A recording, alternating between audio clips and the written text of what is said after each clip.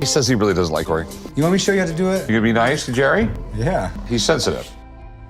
Some moments on Pawn Stars are so wild, so unexpected, they feel like something straight out of a movie. Whether it's insanely rare items, outrageous offers, or reactions no one saw coming, these moments had fans doing double takes. Here are the most unreal, unforgettable scenes ever caught on Pawn Stars. Starting this list of unreal moments is this guy who walks into the pawn shop with something a little too creepy. He meets Corey at the counter and tells him that he has a ventriloquist dummy from the 1950s that he is looking to sell. Believe me when I tell you that the sight of this dummy will leave you speechless. It looked like one of those items that crept out of a horror movie. Corey decided to tell his dad to come check out the doll since he is an expert. This is pretty amazing. An amazing condition. It works. Yes, it works perfectly.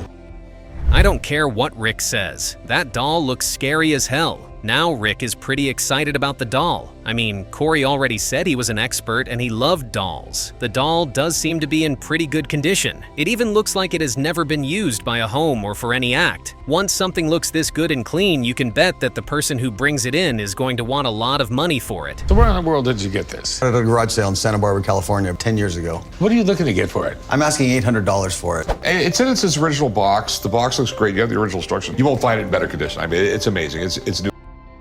Ha ha! Now Rick seems to be the new baby of the house. He can't see a doll and just must be excited. Corey could not hide the fact that the doll is very creepy. The customer tells them that he is looking to get $800 from its sale, and that surprisingly sounds like a pretty fair price given the fact that the doll is in pretty good condition. Corey wants to get an expert to find out what the doll is really worth and what other information they need to know about it. Wow, have you replaced Chumley with a dummy? No, I just called you down here to see an opening act. You know, it would be actually worth seeing you on stage with. Stop moving his head like that, please. Looks like we know why he is an expert on dolls. He might not seem to be as obsessed with dolls as much as Rick is, but you can tell he knows quite a lot about dolls. The expert goes on to say that the Jerry Mahoney doll is actually one of the most famous ventriloquist dolls in the world. To any customer, that just sounds like music to their ears. Oh well, Corey is still pretty much creeped out by the sight of the doll. It's in really pristine shape. I mean, I don't think a kid ever even played with it, really. No, I think somebody probably bought this and just stored it. Well, that kind of sucks. You can see it on the customer's face that he is not happy about what he just heard. After the expert was done checking out the Jerry Mahoney ventriloquist dummy, Rick asked if the dummy came with a record, and the customer said it didn't. The expert then values the doll and says that if it came with a record, it would be worth $725, while without the record would be worth $425. Well, let's see what Rick and the customer are going to agree on. So you heard what Murray had to say. What are you willing to take? I said $475, $400. You know, I really don't want it. How about... No, I can't do that. Aha, you can totally tell that Corey is not happy that this deal just scaled through. Corey can't believe that his dad was willing to pay $375 for what he referred to as the creepy doll. The expert left, and Corey offered to pay $50 for the doll since he didn't want anything to do with it. Of course, the customer said that was not going to happen. Rick then jumps in and says he would pay $375 for the doll. Without thinking twice, the customer agreed, and they had a deal. Oh, you can bet that Corey is about to hate his day. Going good? What are you doing? Are you like the newest employee of the pawn shop? What's his name? Hi, chum. We haven't met. My name is Jerry. Hi, Corey. How's your day going? You can tell that Rick is having so much fun with the Jerry Mahoney ventriloquist doll. Corey, on the other hand, is just not ready to be around the doll because he still thinks it's creepy. After the deal was made, Rick took the doll into his office and introduced the doll to Chum as the newest employee of the pawn shop. Chum then says that he can see Rick's mouth move while the doll talks, and he wants to show Rick how it's really done. Spending time with you. Don't tell Rick that. What's that, Jerry? I think Rick should give you... You think Rick should give me a raise? Rick, I think you should give Chumley a... Looks like Rick might start to regret that he bought the Jerry Mahoney ventriloquist dummy. Chum was not joking when he said he was going to show Rick how to properly use the doll, and guess what? He did it so well. Now Rick has to cope with the fact that another person in the pawn shop loves dolls and knows how to use them more than he does. Corey still refuses to be part of the whole drama. Oh well, let's see what's next on the list. I hate to visit a Hollywood house I heard about. Normally they just rent movie and TV, but they do have a few items that are for sale. I'm gonna go check them out. I can find something to prop up the profits. Man, this customer's shop is stocked with all kinds of things. This is the type of shop you go to and find whatever you're looking for. Now, Chum is in LA to visit a Hollywood prop house he heard about. The customer wants to sell a couple of items, and Chum decided to stop by and see what he could get from the shop with the hopes of finding something that would prop up the profits of the pawn shop. I think everybody did, man. That was classic. Yeah, it was classic. Baseballs, comedy directed by Mel. It was a play on movies at the time, but it was a real parody of like... Are you surprised that Chum knows a great deal about the Spaceballs Eagle 5 prototype? Oh, trust me, you shouldn't be. When it comes to movies, you can bet that Chum is always going to know something about it. And it seems like this particular prototype played a significant role in the Star Wars parody movie called Spaceballs. Chum and the customer both agree that when the movie was released, it was a classic. For now, probably over a year. I'm just holding it for somebody, and they recently said they're, interested in The owner looking to get for... $12,000. Okay. Well, from the look of things, it seems like Chum is not interested in that Spaceballs Eagle 5 prototype. The customer told him that he was keeping the prototype for a customer who wanted to buy it for $1,200. Chin then goes on to say that these types of props can sell for up to $12,000, especially if they are going to be used in a movie. Since he is not interested in the item, let's see what really brought him to shop. Right here. You recognize this? No. Okay. Mirror that Cameron Diaz used in Gangs in New York. Now that sounds pretty cool. I'm sure if Rick were here, he would have been super excited to see something like this. Seeing that Chum was not interested in the prototype, the customer decided to show him something else. He had an antique Gangs of New York hand mirror that was one of a kind. And guess what? The mirror was used by the popular actress Cameron Diaz. That movie made huge numbers when it was released. Classic movie, one of my favorite movies. It was made in 2002, directed by Martin Scorsese. It's a time period of about 1862, New York. You got the 5 points and different immigrants kind of battling for their place in... Haha, you can already tell that Chum is very interested in this particular mirror. I mean, who wouldn't be? Cameron Diaz used it for crying out loud. If I were to be in that shop, I'd have bought it with my last penny. Like I said, when the movie was released, it did some pretty heavy numbers because it also starred the actor Leonardo DiCaprio. Now that we know its origin, let's see how much the mirror is going to be worth. I do. He's looking... Okay, not really sure, but this is a movie-used prop, so this is something I'm super interested in. Looks like I was right. Chum does seem to be interested in the mirror. Chum asks the owner of the shop if anyone wants to buy the mirror, and he replies by saying that someone was actually looking to get the mirror for $5,000. Chum is interested in it, so he tells the owner of the shop that he has no idea of its worth, and he wants to get someone to help him determine its worth before he decides to pay for it. You guys know each other, I'm taking it? Yeah, see, Dennis was members of this prop house. I'm working here today. He was the prop master on both of these. A long time. So what can you tell me about this? This is a one of a kind. The other model that was built was made from this style.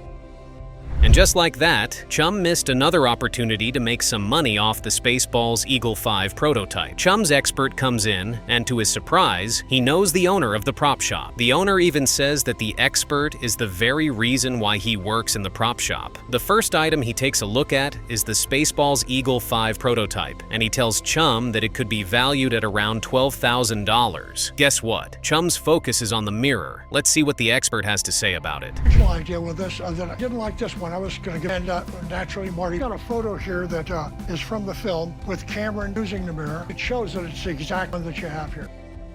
Phew, you can tell this expert has been in the prop business for a very long time. Chum asks the expert what he can tell him about the mirror, and he says that he found the mirror in Rome, and his initial idea was that if the owner of the shop did not like the mirror, he was going to give it to his wife. He even pulls out a picture where Cameron Diaz actually used the mirror. Well, he says that the mirror is worth $5,000. Loved what he had to say about both of these items. I don't know if I can purchase them both in the Winnebago. I'm gonna pass. I mean, Okay. It's really, really cool. We love the mirror, and I don't want to leave here without it. It's fine for Chum to show if he learned anything from his dad's bargaining skills. The expert leaves, and Chum tells the owner of the prop shop that he is going to come back another day for the Spaceballs Eagle 5 prototype, but he has to leave with the mirror. Chum starts his bargain at $1,700, and the owner of the shop is not taking that amount. He goes up to $3,500, and Chum is doing some serious calculations in his head. Go home knowing that you made me happy because I get to look like Leo every day. I can live with $2,500. $2,500, you got it. Sure, I still look like Leo before I spend $2,500. Take it. Should we go downstairs and get your guy over here so we can get him paid? Yeah, absolutely. Looks like we have a deal. Chum really loves this mirror. I'm sure he can't wait to show it to Corey and Rick. Their bargaining war goes on for a bit, and Chum tells the owner of the shop that he would pay $2,500 for the mirror. The owner of the prop shop gives it some thought, and he is like, that's actually not a bad price. Chum checks out the mirror one more time, and they shake hands for $2,500. That was not a bad deal. So what do you got here? It's a dinosaur hand. Wow, this is the first time I've been in worse condition than yours. Pretty rough. I mean, does anyone really know how much it would cost? Oh well. This lady finds her way to the pawn shop and she has something quite extraordinary. She sees Rick and Chum at the counter and she tells them that she wants to sell a dinosaur hand. Oh, trust me, Rick and Chum were surprised because they couldn't understand how and where she was able to get a dinosaur hand. That's probably the first time something like this has made its way into the pawn shop. I used to be a caregiver, so I got it from one of the guys that I was taking. He used to collect bones. Okay, did he tell you what kind of dinosaur it was from? Or Pterodactyl, I can care less, I don't know. Chum is just so hilarious. He just finds a way to make a joke about every single thing. The lady who brought in the dinosaur bones says that she used to be a caregiver and one of the guys that she used to take care of. She says that he was a bone collector, but he never told her what type of dinosaur the bones belonged to. Chum then says that he knows that the bones are real. Of course, Rick asks him how he knew that, and he says he is a professional. Yeah, right. old, but she wanted for the dinosaur bones. I was hoping to get $1,500. The thing is, I have a buddy that's a paleontologist, but he's out in the field and I'm not gonna be able to get a hold of him. I've bought fossils before. To me, I don't know if it's a full hand. I don't know what kind of animal it's from. Now that's a first. This is something Rick almost never does. He asked the lady how much she wanted for the dinosaur hand, and she told him that she wanted $1,500 for it. Rick wanted to call his expert, but then realized that he was out doing some field work and there was no way he could get a hold of him. Rick then decides to take a gamble on the dinosaur hand, and he offers the lady $1,000. She agrees to the deal and they shake hands on it. Home to Andre, so the lid at least has to be off. Hey man, how's it going? It's going great. How are you doing? Andre, what's up? What's happening, Sean Lee? How you doing? Pretty good. You gave me to put together this dinosaur hand. Looks like they actually have a mystery on their hands. After buying the bones from the lady, Rick and Chum went to the office and tried to figure out how to put the bones together. Seeing that they were having no luck, they decided to call their expert, and he also couldn't believe that Rick bought an item without knowing what it was, how much it was worth, and if it was real to start with. Now they need their expert to come in and see if they didn't make a mistake buying the bones. Swamped at the lab. We've got a ton of projects. And is there any chance you could come to Texas? I'm free. You know what? Why don't you guys bring it to take a look at it there? At this point, Rick and Chum are in for quite a day. Apparently, the expert who they want to have check out the dinosaur hand is still out on field work. The expert then tells them that they should head down to the museum where he works, and then tells them that he is going to take a look at the dinosaur hand, and they'd use that opportunity to do some digging. While Rick gives some thought to the idea, Chum is already thinking about parking his bags. Welcome to Texas, guys. Hey, what's a pretty cool spot you have here. Thank you. To my museum and lab. This is where we do all the amazing fossils together that we find in the field. And just like that, Rick and Chum made it to the museum. They meet up with the expert, and they see quite a large collection of dinosaur bones that the expert has in his museum. Even I could not believe he had so many dinosaur bone fragments in his museum. Man must be making some serious money from tourists. Oh well, it's time to get down to business. Let's see what he thinks about the dinosaur hand that they brought in. So here it is. Well, I can tell you right off, this is really exciting. I saw it in the video. You've got at least part of a hand, but not dinosaur. Looking at the shape, this is important right here. This is what we call a diagnostic.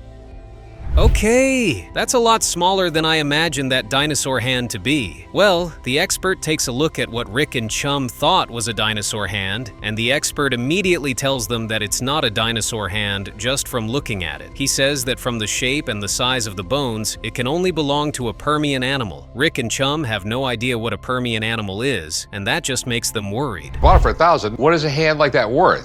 If I was selling these, $5,000. All right, sweet. It sounds like I made a good deal. Looks like they have a plan. But then again, Rick actually did make a good deal from the sale of the bones. After identifying that the bones belonged to a Permian animal, Rick went on to ask the expert how much the bones could sell for since he bought them for $1,000. The expert shocks Rick and tells him that he would sell the bones for $5,000. Rick heard that, and he is super excited. Now he wants to go dig for the rest of the bones. All right, this is it. Looks like a bunch of dirt and rock. Well, we're gonna have to take, so the first thing we need to do, eyes adjusted to the fossil. Man, I can see this taking all day. Rick and Chum are going to be so tired by the end of this adventure they are about to embark on. The expert, Chum, and Rick head out to the mountains to begin their adventure and search for the other bones of the Permian animal. Having no idea or clue what they are supposed to look for, the expert then shows Rick and Chum texture and what the bone is supposed to look like. Now they begin their search. Andre, What do you got? bite mark on this. Dude. Yeah, that's clearly a bite mark on it. Somebody had ribs for dinner. Yeah. What about that? It's a seashell, I think. Seashell, that's a lungfish. I have no doubt that Chum is definitely going to come back here to look for more bones. He was pretty much more excited to go on the adventure than Rick was. Rick was able to find some teeth that were not worth any significant amount. Chum, on the other hand, found bones that were worth up to $300. He might say it's not about the money and more about the experience. We all know he's going to be back to make some money. Well, let's see what's next. Here. I got this really cool pistol that I'd like to see if I can sell. All right, it's cute. Thank you. Okay, do you mind if I take a look at it? Yeah, go ahead. It's a little derringer. Every time you see a girl in like an old Western, Let's all be honest, that gun looks like it was used by dwarfs or something. Like Corey said, it's a girl gun. Now this dude is at the pawn shop looking to sell what he refers to as a cool Civil War pistol. The customer and his dad were going through some old boxes and they found the pistol in one of the boxes. He had no use for it and decided to bring it to the pawn shop to see how much money he could make from it. No, I tried to do a little research. I found that it was... okay, so most derringers that I've seen have two barrels on top of each other that shoot independent. This one with the three barrels, during the Civil War era times, I mean, everybody was kind of hustling to get a gun that shot multiple rounds. Yo, $4,000 for that little gun? I do not think that is going to happen. Corey talks about the gun a little, and from all he said, the gun was actually used in the Civil War. Corey then goes on to ask the customer how much he wanted for the gun, and he said he was looking to get $4,000 for the gun. This is the first time Corey is seeing a pistol like this, and he actually has no idea what the gun is worth, or if he can even sell it. Do you mind if I call a buddy of mine to have him come down and take a look at it? that'd be great. I have to learn more. All right, well, do me a favor, hang out. I'll be back in a few. Sweet. Thanks, man. Newsflash, that almost never happens, but let's be as optimistic as this customer. Given that Corey has no idea about the pistol's worth, he tells the customer to hang around and look at some other items while he asks his expert to come take a look at the gun. The customer hopes that the expert is going to say that the gun is worth more than $5,000. Well, let's see if his dream is going to come true. So this is a Marston, people say select fire Derringer, a really cool little multi-barreled pistol. This predates semi-automatic firearm. This was a mid-19th century solution to that. I think it's safe to say that Corey was not wrong when he said that the gun was a lady's gun and that ladies actually had the gun concealed down in their stocking. It's a pretty good place to hide a gun if you ask me. The expert explains that the gun could fire just 3 rounds, and it was usually used for close range and close combat. Let's see if there's more to this gun than meets the eye. How it works. So what you're seeing is inside there's a series of little hands and levers and cogs. Is reminiscent of sort of like a steampunk design. And they are sort of delicate pistols. It kind of looks like a watch.